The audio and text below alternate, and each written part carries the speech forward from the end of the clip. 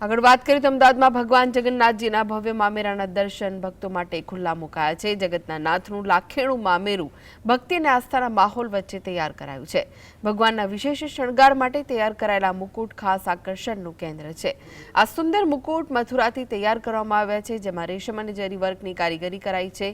મામેરાના દિવ્ય દર્શન માટે મોટી સંખ્યામાં ભક્તો ઉમટી રહ્યા છે। અષાઢી બીજ અને રથયાત્રા પૂર્વે અમદાવાદમાં ભક્તિમય માહોલ જોવા મળી રહ્યો છે।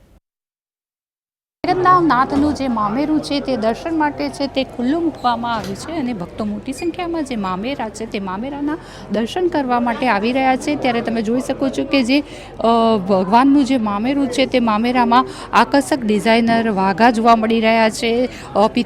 બંને ભાઈઓને પિતાંબર આપવામાં આવ્યા છે। તો જે સુભદ્રાજી છે તે સુભદ્રાજીના જે પિંક રંગના રાણી કલરના જે સુંદર ડેકોરેટિવ જરીવાળા વસ્ત્રો છે, સાથે સાથે જે પાર્વતી જે શણગાર છે તે શણગાર આપવામાં આવ્યો છે।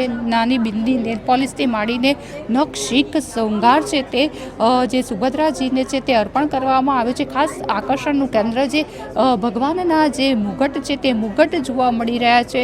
આકર્ષક જરી વર્ક કરવામાં આવ્યું છે અને મોર પંખ તમે જોઈ શકો મોરના પીંછાથી તેને ડેકોરેટ કરવામાં આવ્યા છે।